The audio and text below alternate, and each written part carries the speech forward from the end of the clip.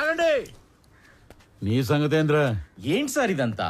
అసలు ఆయన ఇంకా ఎక్కడున్నాడ్రా? పెద్ద సత్య హరిశ్చంద్రులా మాట్లాడుతున్నావు. మేం పవర్ లో ఉన్నా ఆ రామారావు గారిని చూసుకుని ఆఫీస్ మొత్తం మమ్మల్ని పట్టించుకున్నారా?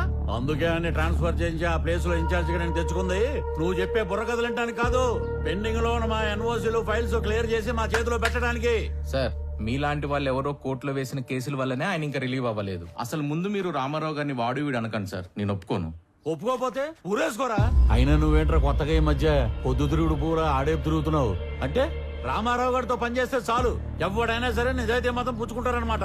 ఇవన్నీ కాదురా, ఇప్పుడే ఫైల్స్ క్లియర్ చేయలేదనుకో నిన్ను ఆఫీసుని మొత్తం తగలెట్టి బూడిచ్చేసి తీసుకెళ్దామని చెప్పి మంది మార్పులంతో వచ్చా.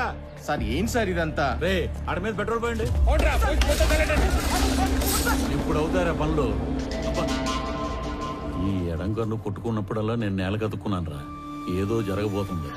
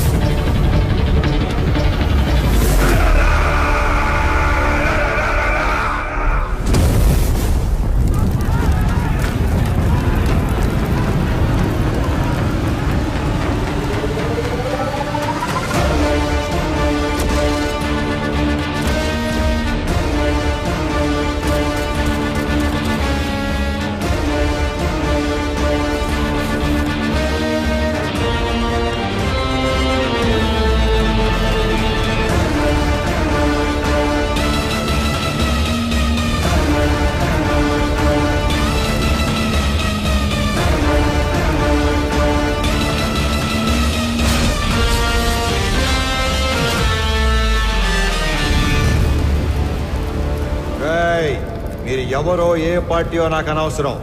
ఎవరైనా సరే అధికారంలో ఉన్నాం కదా అని కొండలు తవ్వేస్తాం, చెరువులు పూడి చేస్తాం, అడ్డంగా భూములు కొట్టేస్తామని దౌర్జన్యం చేద్దాం అనుకుంటే అవుట్ అవుట్.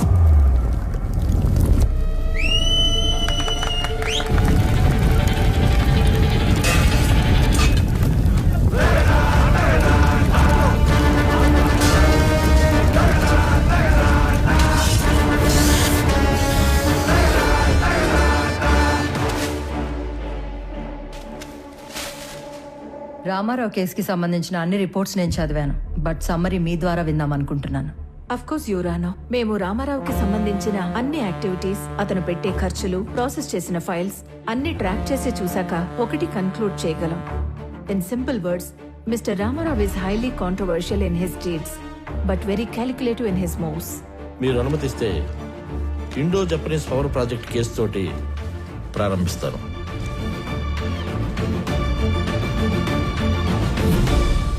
నేను కలెక్టర్గా సేవలో ఉండగానే భారత ప్రభుత్వం నిర్మించబోతున్న ఒక అణు విద్యుదుత్పత్తి కేంద్రానికి అంకురార్పణ జరపడం నాకు చాలా సంతోషంగాను కొంచెం గర్వంగాను ఉంది. మన ప్రభుత్వం చేసిన 3200 ఎకరాల భూసేకరణ ఈ విజయానికి కారణమైతే స్పెషల్ కలెక్టర్ రామారావు గారి చొరవ ఔన్నత్యం వల్లే ఇది సాధ్యమైంది అన్న సబబు.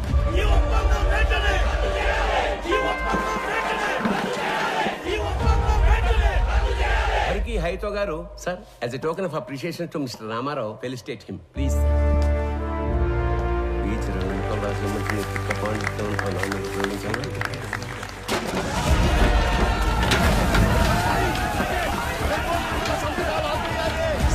ఏమైంది?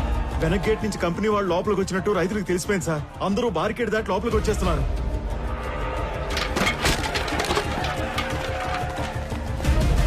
కంపెనీ వాళ్ళకి సెక్యూరిటీ ఉన్నా ఎందుకైనా మంచిది, రూల్ ప్రకారం ఎస్పీకి ఇన్ఫార్మ్ చేయి. రామారావు సార్.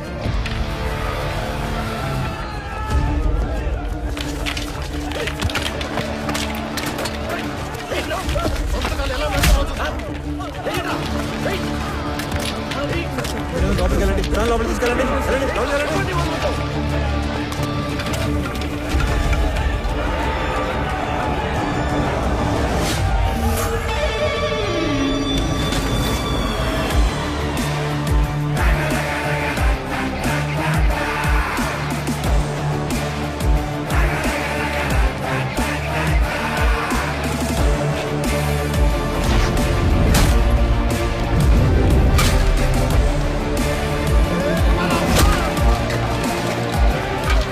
డబ్బులు కట్టి భూములు స్వాధీనం చేసుకున్న తర్వాత ఈ గొడవ ఏంట్రా? విప్లవం చేస్తాను అనుకుంటున్నావా?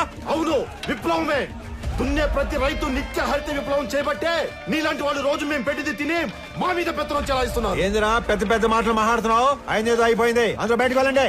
వెళ్ళండి, వెళ్ళండి.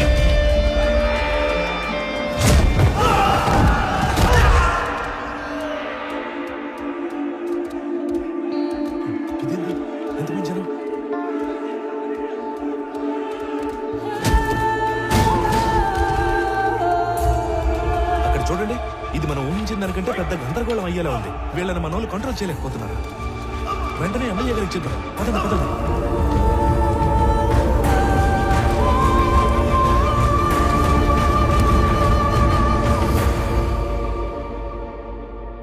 చూడు రామారావు, చేసిన పని లెటర్గా వేస్ట్ అయిపోయేలా ఉంది. చేయి దాటిపోకముందే ఈ ప్రాబ్లమ్ సాల్వ్ చేయమని పైనుంచి నాకు ఆర్డర్స్ వచ్చాయి. మీ నెత్తి మీద కట్టు, నా ఒంటి మీద దెబ్బలు, ఇంకా చేయి దాటకపోవటం ఏంటి సార్? మొత్తాన్ని లోపల నుంచి మన పని మనం చేసుకోవటమే. రైతులా సార్ వీళ్ళు? రౌడీలు. ఆయన నువ్వేంట్రా? నువ్వేంట్రా? సమస్య ఇంకా పెద్ద చేసేలా ఉన్నావు. వదులు. ఈ గొడవ ఇంకా పెద్దది. నేషనల్ ప్రెస్ ఎక్కితే ఈ వెంచర్ కి బ్రేక్స్ పడతాయి. అందుకే సెంట్రల్ మినిస్టర్ రంగంలోకి దిగి కాంప్రమైజ్ చేయమని. ఈ ప్రాజెక్ట్ లో మా హైకమాండ్ కి ఇండైరెక్ట్ గా షేర్ ఉందయ్యా. ఈ రోజు ఆ అగ్రిమెంట్ అవ్వకపోతే పార్టీలో నన్ను పక్కన పెట్టేస్తారు. సార్ లాస్ట్ మినిట్ లో ఇంత హంగామా చేసి బ్లాక్ మెయిల్ చేయడానికి వచ్చారు సార్ వీళ్ళు. రామారావు, మనం కొన్నది ఎకరం 7 నుంచి 8 వేలకి. కానీ ఎంఓయూలో ఎకరాకి 40,000 డిక్లేర్ చేశాం. అంటే రూపాయి పెట్టకుండా ఢిల్లీ హైకమాండ్ బినామీలకు 20%, మన గవర్నమెంట్ కి 30% షేర్ వస్తుంది. అందుకే కొంత అఫీషియల్ గా కొంత అన్అఫీషియల్ గా డబ్బిచ్చి రైతులను ఒప్పించి ఇష్యూ క్లోజ్ చేద్దాం అనుకుంటున్నాం. నువ్వు ఇంటికెళ్ళు, రైతులతో మేం మాట్లాడతాం. నువ్వుంటే కోపాలు ఇంకా పెరుగుతాయి. నువ్వు వెళ్ళు, వెళ్ళు రామారావు. ఆ రోజు అర్ధంతరంగా రామారావుని ఇంటికి పంపించి రైతులందరికీ ఎకరానికి 20,000కు పైగా డబ్బు కట్టి ఎంఓయూను ముగించారు. కొన్ని రోజుల తర్వాత ఎమ్మెల్యే సత్యనారాయణ గారికి రామారావు మీద అనుమానం వచ్చింది. ఎంఓయూలోని కాన్ఫిడెన్షియల్ రేట్స్ రైతులకు చెప్పి వాళ్లను రెచ్చగొట్టి రామారావే తిరుగుబాటు చేయించాడని కేసు పెట్టారు. అనుకున్న దానికన్నా ఎక్కువగా రైతులకు చెల్లించిన 7 కోట్ల రూపాయల పరిహారంలో రామారావు కమిషన్ తీసుకున్నాడని కూడా కేసు పెట్టారు. Ramarao, Ramarao, Ramarao.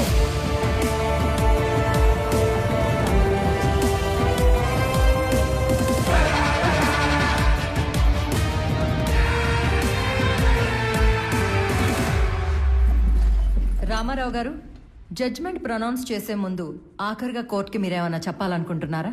Thank you for asking your honour. నేను చేసిన తప్పు అయితే నేను చేసిన దానికన్నా 10 ఎక్కువ పెట్టుంటారు వీళ్ళు మీ ముందు. అదే నేను చేసిన మంచి అయితే చేసిందంతా వాళ్ళ మనసులో పదిలంగా పెట్టుకొని ఉంటారు. అంతకంటే చెప్పుకోవడానికి నా దగ్గర ఇంకేం లేదు యువర్ ఆనర్. అభియోగం మోపబడ్డ 17 కేసులలో 3 కేసులు క్లిష్టమైనవి కావడం వలన ఒక ఫ్యాక్ట్ ఫైండింగ్ కమిటీని కోర్టు ఏర్పాటు చేసింది. ఈ కేసులకు సంబంధించిన నిజానిజాల్ని నిర్దేశించి ఒక కామన్ ఆర్డర్ కింద తీర్పు ఇవ్వాలని ఈ కోర్టు నిర్ణయించింది. అన్ని కేసుల పూర్వాపరాలు పరిశీలించి కమిటీ ఇచ్చిన రిపోర్ట్లని పరిగణలోకి తీసుకున్న పిదప సబ్ కలెక్టర్ బి రామారావు గారి మీద మోపబడ్డ ఏ ఒక్క అభియోగం నిరూపణ కాలేదని ఈ కోర్టు తీర్మానించింది. ఆన్ ఎ పర్సనల్ నోట్, ప్రతి ప్రభుత్వ ఉద్యోగి పదవీ స్వీకారం చేసేటప్పుడు ప్రమాణం చేసే ఓత్ ఆఫ్ ఎలిజియన్స్ ని రామారావు గారు 100కి 100 పాళ్లు గుర్తు పెట్టుకుని పాటించినట్లు కనిపిస్తుంది. అధికారం అంటే సేవతో కూడిన బాధ్యత అని అర్థం చేసుకుని అతను చేసిన కొన్ని పనులు బియాండ్ డ్యూటీలా ఉన్నా న్యాయపరంగా ఉన్నట్లుగా నమ్ముతూ అతని మీద ఉన్న అన్ని అభియోగాలని కోర్టు కొట్టివేస్తూ తీర్పు ఇస్తుంది.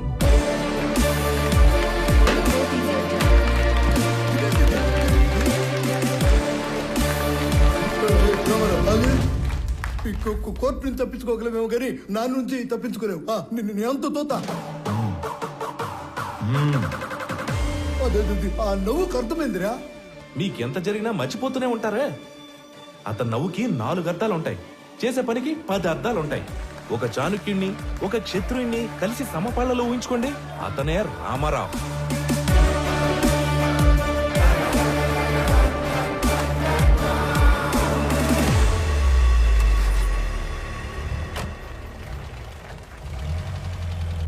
ఇదేంటి మాయా, మీ సామాన్లు తక్కువగా ఉన్నట్టున్నాయి? అంటే 2-3 రోజులకే కదా అని. అంటే మిగతావన్నీ ఆయన ఊరు పంపించేస్తారు బాబు. అక్కడికొచ్చి ఓ 2 రోజులుండి వెళ్ళిపోతాం. ఇంటి కండిషన్ ఎలా ఉందో ఏమో. మీరు ఎక్కడికి వెళ్తలేదు మావయ్య, అక్కడే మన ఇంటి వెనకాల ఒక ఇల్లు ఖాళీగా ఉంది. నాతో మాట్లాడమని చెప్పాను, మీరు మాతో వస్తున్నారు. మీరు కూడా మా గుమ్మ సముద్రం వాస్తువులు అయిపోతున్నారు. ఇకపై మనందరం కలిసే ఉండిపోతున్నాం. మీకు ఎలా థ్యాంక్స్ చెప్పాలో తెలియట్లేదు అల్లుడు గారు. మీ ఇద్దరు లేకపోతే మేము అల్లాడిపోయేవాళ్ళం. రే బుడ్డడా, మీ నాన్న తాతకి మీ నాన్నమ్మకి గిఫ్ట్లు తెద్దాం పద. ఇప్పుడే వస్తాం అల్లుడు గారు. పద పద. ఏమ్మా ప్యాకింగ్ గొడవల్లో ఉన్నారా? రండి సార్, రండి కూర్చోండి. మీకు కాఫీ తీసుకొస్తాను. అలాగే కాఫీలో కాస్త విషం కూడా కలపమ్మా. మీ ఆయన ఇచ్చే ట్విస్టుల కన్నా అదే బెటర్. నువ్వు వెళ్ళి కాఫీ తీసుకుని రా, విషయం లేకుండా. రండి సార్, కూర్చోండి. రామారావు, నాకు డౌట్ ఉండేది, లేటుగా కన్ఫర్మ్ అయింది. అయితే నిజంగానే ఆ గాంధరగోణం, గొడవ, కొట్లాట పూర్తిగా ప్రీ ప్లాన్డ్ కదా? సార్, లోపల ఉన్న మీకు తెలిసింది ఒకటైతే బయట జరిగింది మాత్రం